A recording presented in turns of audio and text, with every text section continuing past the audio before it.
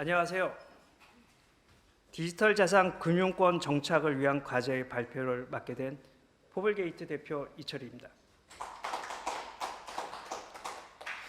처음에 제가 이 주제를 맡게 되었을 때 많은 고민을 하게 되었습니다. 그 이유는 할 얘기가 너무 많더라고요. 이 짧은 시간 안에 제가 어떻게 이 정리를 해서 여러분들에게 의사 전달을 해야 될까에 대한 고민을 많이 하였습니다. 그런 고민을 하면서 천천히 시간을 가지고 정리를 하다 보니 중요한 부분을 갖다가 제가 놓치고 있지 않나 이런 생각이 들었습니다. 그것은 다름이 아닌 디지털 자산 시장에 참여하고 계신 분들은 주식 투자나 채권 투자 이런 제도권의 투자를 하고 계시는 분보다 더 활동적이고 더 즉흥적이라는 것입니다. 이런 분들이 지금 이 시장의 참여자로서 많은 활동을 하고 계시는데 이분들과 어떻게 이 시장을 잘 정착해 나갈 수 있을 것인가? 그 부분에 대해서 오늘 한번 같이 이야기를 나누고자 합니다.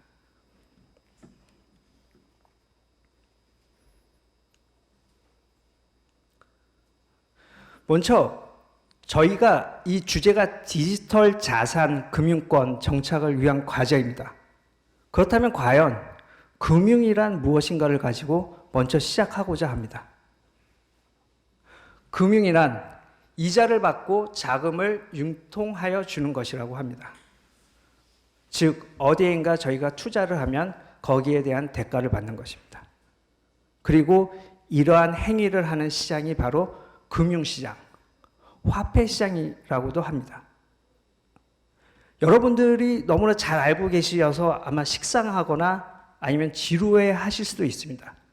하지만 디지털 자산, 특금법을 통해서 이제는 가상자산으로서 지위를 얻게 된 이 시장에 대한 이해를 높이는 게 되게 중요하다고 생각합니다. 그러기 위해서 처음부터 가장 기본적인 것부터 한번 짚고 넘어가자 하는 것이니 이해 부탁드리겠습니다. 한국은행에서는 한국 금융시장을 직접 금융시장, 간접 금융시장으로 나누고 있습니다. 말이 의미하듯이 직접 금융시장은 투자자들, 참여자들이 직접적으로 참여를 하고 관계하는 시장을 말합니다. 대표적으로 주식 투자라든가 증권사를 통한 주식 매매, 채권 매매 이런 것들을 들 수가 있고요. 간접 금융시장이라고 하면 여러분들도 잘 알고 있는 펀드를 생각하시면 될 것입니다. 그리고 이 직접 금융시장에서 중요한 시장이 하나가 있습니다. 바로 우리 디지털 자산과 함께 연결되어 있는 시장이라고 볼 수 있을 건데요. 그것이 바로 파생 금융시장입니다. 이미 2017년도 12월에 세계적인 선물 거래소인 시카고 선물 거래소에서 비트코인 선물이 상장이 되었습니다. 이 의미는 굉장히 크거든요. 아마 여러분들이 생각하는 이 비트코인은 현물이라고 보시면 됩니다.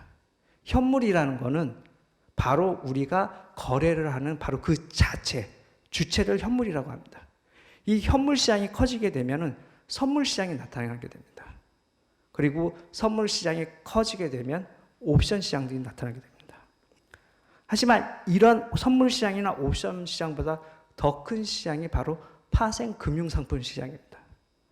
파생 금융상품 시장은 이자율, 환율, 채권, 주식 이런 것과 결합되어 구조화 상품을 만들게 됩니다.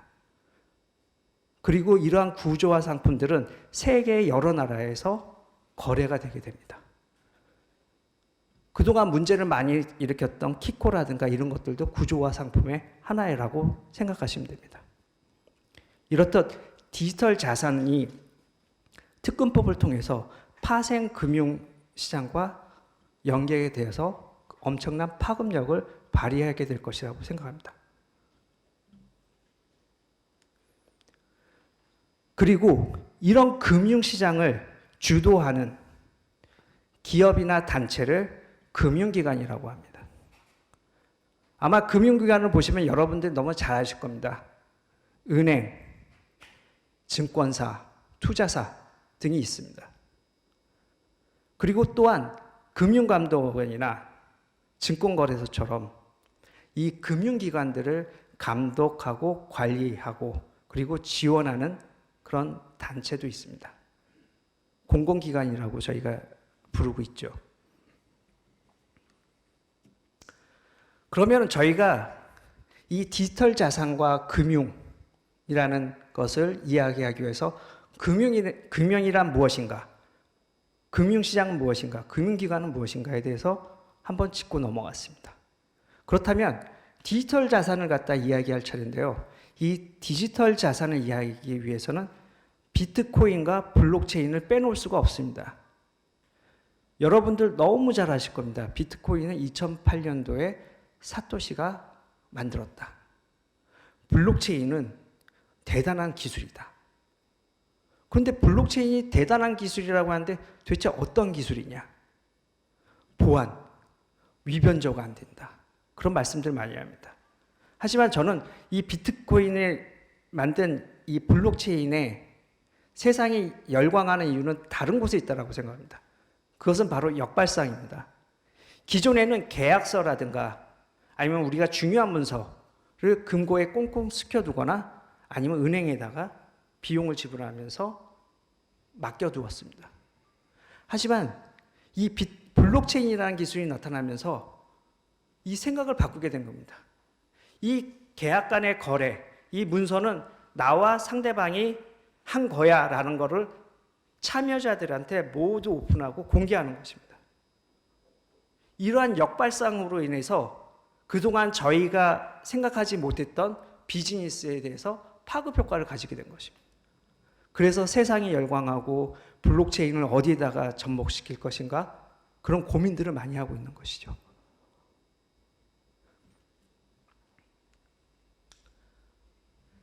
이 디지털 자산이 자산이지 않습니까?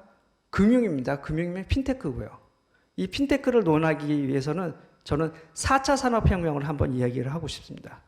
4차 산업혁명은 2016년도 세계경제포럼에서 처음 언급이 되었습니다. 이 4차 산업혁명이라는 단어가 나오면서 세계 각국은 4차 산업의 우위를 점유하기 위해서 많은 투자와 많은 지원을 하고 있습니다. 바이오, 드론, AI, 핀테크, 블록체인 등 산업을 활성화시키고 있는 것입니다.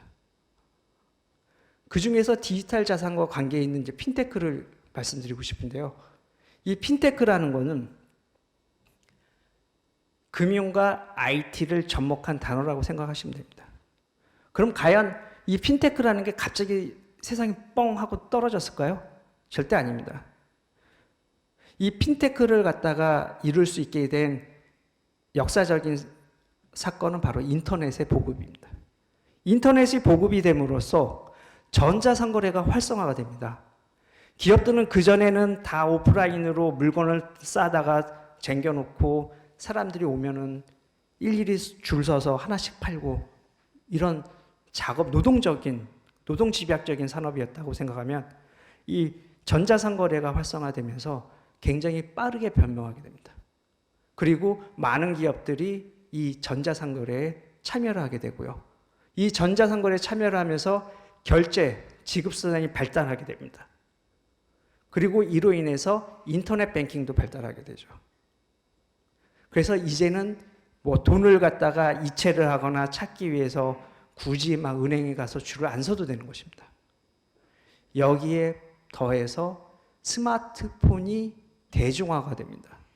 이 스마트폰의 대중화는요, 저희가 집에서 PC에 앉아가지고 하던 일들을 돌아다니면서 자유롭게 장소에 구애받지 않고 생활할 수 있게끔 저희 일상생활을 갖다가 발전시켜 주었습니다.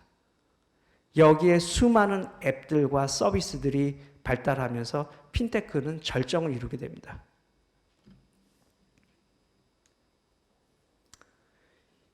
제가 아까 보면은 디지털 자산과 금융에 대해서 다시 한번 짚었었는데요. 이 핀테크 시장과 블록체인 시장도 디지털 자산과 금융과 함께 발전해 나가고 있다고 보시면 될 것 같습니다. 이 핀테크 서비스, 여러분들 굉장히 핀테크 많이 들어보셨을 거예요. 그래서 지금 정말 뭐 인터넷 뱅크, 요즘은 글로벌, 그전에 금융 솔루션 회사들도 이제는 핀테크 회사라고 말합니다. 이 핀테크 회사들이 하는 서비스를 보면은 다 금융의 편리성을 갖다 제공해주는 서비스를 하고 있습니다. 그리고 여기에 글로벌 기업들과 글로벌 금융사들이 참여를 하고 있습니다. 이를 통해서 이 디지털 자산 시장은 아주 강하고 이 효율적이고 그리고 엄청난 발전을 이루게 될 것이라고 생각하고 있습니다. 아까 전 시간에도 보시면은 말씀하셨지만 페이스북에서 리브라를 만들었습니다. 아직 만들지는 않았죠. 하지만 발표를 했죠. 그러자 다들 미국부터 시작했고 다들 난리입니다. 비트코인이 나왔다고 해서 미국에서 난리 폈습니까? 아닙니다. 이더리움이 나왔다고 해서 미국에서 난리 쳤습니까? 아닙니다. 하지만 페이스북에서 리브라를 만들겠다고 하니까 난리가 납니다. 이것은 국가에 대한 도전이라고 받아들이고 있는 것입니다. 페이스북에서 스테이블 코인이 융통되는 순간 이 세상의 통화 정책은 사라지게 될 것입니다. 우리나라에서 미국의 아마존에서 물건을 구입을 하려고 하면요, 저희가 비자나 마스터카드를 통해 가지고 결제를 하고 그리고 물건을 받습니다. 하지만 페이스북에서 물건을 판다라고 생각해 보세요. 그리고 페이스북에서 발행하는 코인으로 물건을 갖다가 살 수 있다고 생각해 보세요. 이야기가 완전 다른 이야기가 됩니다. 페이스북은요, 이 세상에 아마 절대적인 기업이 될 것이라고 생각이 됩니다. 국가를 초월할 그런 기업도 될 수 있다고 생각합니다. 그렇기 때문에 미국 정부에서 하지 말라고 규제를 하고 제재를 가하는 것입니다.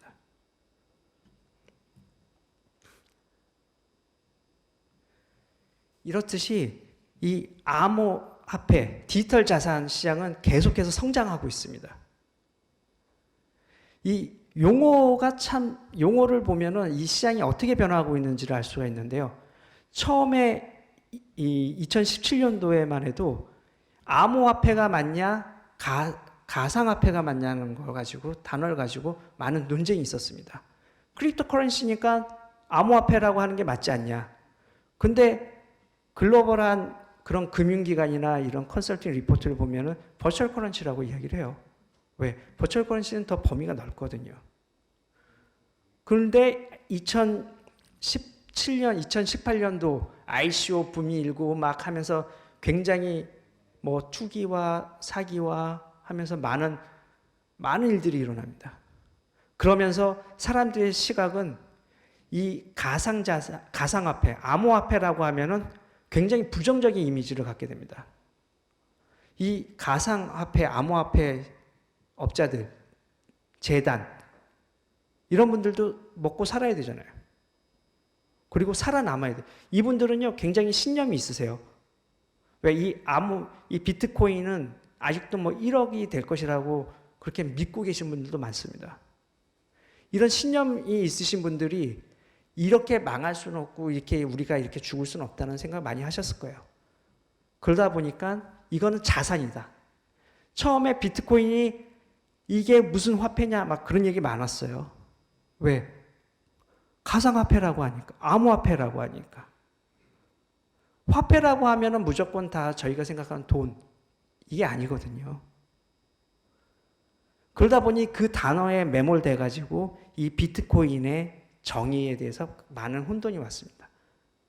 제가 생각할 때 이 비트코인은요, 화폐하고 자산, 커머디티 그 중간에 있다라고 봅니다. 양쪽의 모든 성질을 가지고 있다고 생각합니다.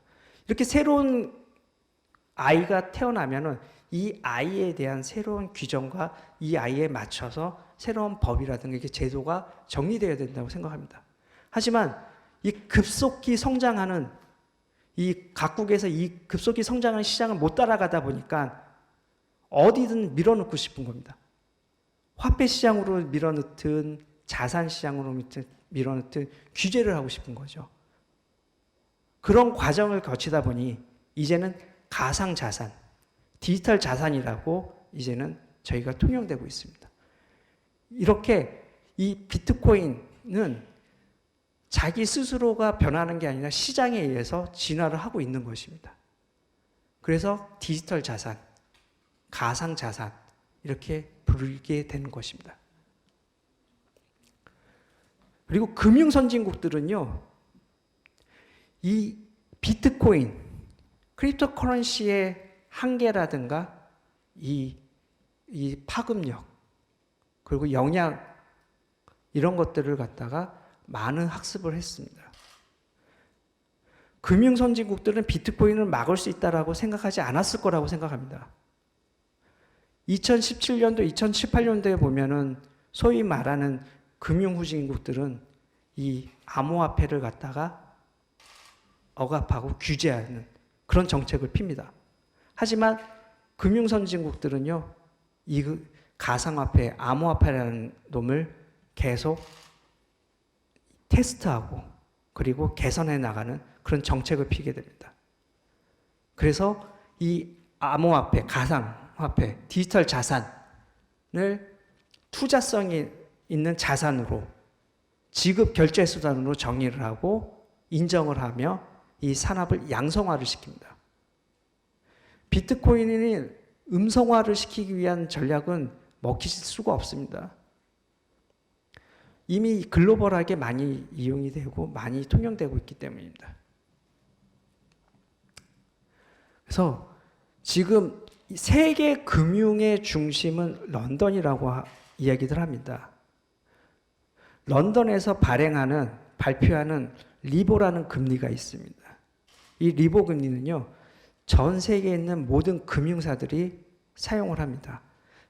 금융상품을 만들고 평가할 때 쓰는 그런 금리입니다. 하지만 이 런던에서 이 하나의 나라에서 그런 금리를 발행하면서 많은 부작용과 그리고 문제점이 생기게 되었습니다. 그래서 결국은 리보 금리를 더 이상 발표하지 않겠다 이렇게 발표를 했는데요.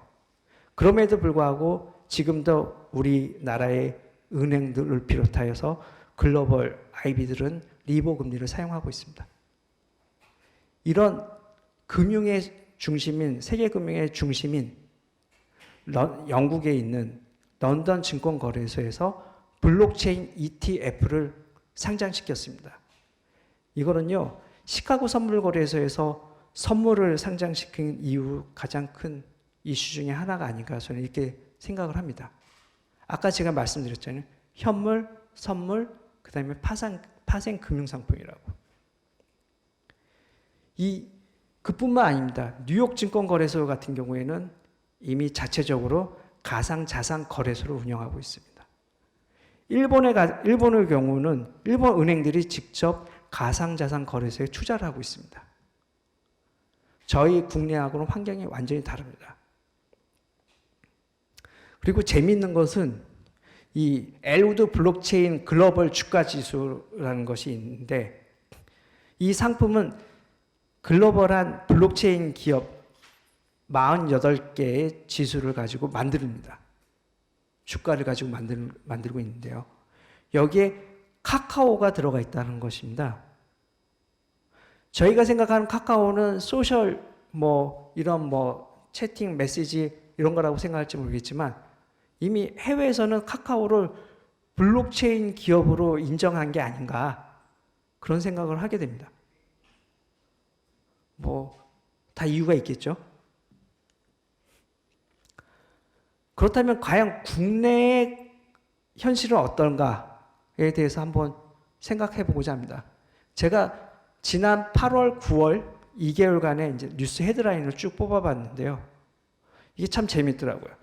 특검법이 통과되기 전하고 이후를 갖다 비교를 해보면요. 특검법이 통과되기 전에는 부정적인 기사가 굉장히 많았어요. 그런데 이후에는요, 긍정적이고 정책적인 그런 이야기들이 많이 나옵니다. 그래서 그 중에 재미있는 게 저기 보면 맨 아래 보면 마스터카드 블록체인 총괄 이사가 가상자산, 손 안 내밀기엔 잠재력이 너무 크다라고 이야기합니다. 아직 이 시장은 시작도 하지 않은 그런 시장이라는 의미입니다. 그렇다면 과연 지금 과거부터 현재까지 이 가상자산, 디지털 자산의 위치는 어디에 와 있느냐? 초창기에 여러분들이 너무 많이 이야기 들으셨을 거예요. 그 비트코인 몇십 개를 가지고 피자 한 판을 주문해서 사 먹었다. 지금 현재 시세로 하면은 2억, 3억 원어치 피자, 3억짜리 피자인 것이죠. 처음에는 마니아들을 대상으로 해서 이렇게 발전하던 것이 ICO가 붐이 일면서 이 팽창했다가 폭발하게 됩니다. 그 뒤 기업들이 참여를 하게 됩니다. 기업들이 자기들이 가지고 있는 기업의 비즈니스 모델에 이 가상자산, 암호화폐를 갖다가 입히게 되고요. 그런 것을 통해서 이 리버스드 ICO를 진행하게 됩니다. 이 건실한 기업들이 이 시장에 참여를 하자 금융사들도 생각을 바꾸게 됩니다. 이제는 우리가 들어가도 될 수 있구나. 이제는 이게 단순한 이 투기 시장이 아니라 뭔가 금융 자산 시장으로 발전하고 있구나. 이러한 판단을 하게 됩니다. 그리고 실제로 해외에서는 많은 금융사들이 이 시장에 참여를 하고 있습니다. 저는 그래서 지금 이 시장을 초창기, 과도기, 성숙기를 지난 팽창기가 아닌가 이렇게 판단을 하고 있습니다.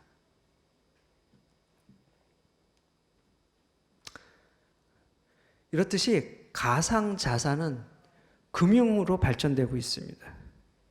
그리고요, 이 금융은요, 아주 다양한 기법으로 발전이 될 수밖에 없습니다. 가상자산은 결제수단으로도 사용이 될 것이고요. 그리고 매매를 통한 시세 차익, 자산을 불리는 그런 투자수단으로 사용될 수 있습니다. 뿐만 아니라 금융사들은 이 금융상품을 만들어 갖고 또 수익을 창출하려고 노력을 할 것입니다. 또한 일부 이 기업들은 ICO를 통해서 자금 조달을 받을 것이고 그 자금으로 또 새로운 아주 참신한 그런 기업들이 출현하게 될 것입니다. 제가 마지막으로 이제 말씀드리고 싶은 거는요. 이 가상자산 시장, 이 산업, 가상자산 산업이 파급 효과를 좀 말씀드리고 싶습니다. 가상자산에는요, 단순하게 가상자산 거래소나 가상자산 취급업자만 참여하는 게 아닙니다. 보안 전문 인력들도 들어올 것이고요. 이 시스템에 대한 투자도 이루어지게 될 것입니다. 또한 이 ICO 프로젝트들은 본인들의 사업을 영위하기 위해서 이 서비스적인 앱도 만들게 될 것이고요. 많은 투자가 이루어지게 될 것입니다. 이런 투자는 결국은 청년 일자리 창출을 이루게 될 것이고요. 보안, 금융의 고급 인재들을 양성하게 될 것입니다. 또한 이런 고급 인재와 보안 인력이 있는 저희 나라의 세계적인 기업들이 투자를 하게 될 것입니다. 그리고 이런 투자를 통해서 결국 대한민국은 세계적인 경쟁력을 확보하게 될 것입니다. 즉, 4차 산업의 중심에 대한민국이 쓸 수 있는 토대를 만들 수 있는 그런 새로운 산업이 바로 이 디지털 자산, 가상 자산 시장이라고 저는 말씀드리고 싶습니다. 그리고 이러한 기조를 이루기 위해서는 결국은 가상자산 양성화, 음성화가 아닌 양성화법이 만들어져야 된다고 생각합니다. 그래서 이를 통해서 이 업계가 점점 발전되고 금융과 더 밀접하게 그리고 투자자들을 보호하고 그리고 새로운 그런 기업들을 갖다가 지원할 수 있는 그런 금융시장의 하나의 축으로 만들 수 있을 것이라고 저는 생각합니다. 예, 제 발표는 여기까지고요. 예, 들어주셔서 감사합니다. 네, 발표해 주신 이철희 대표님 감사합니다.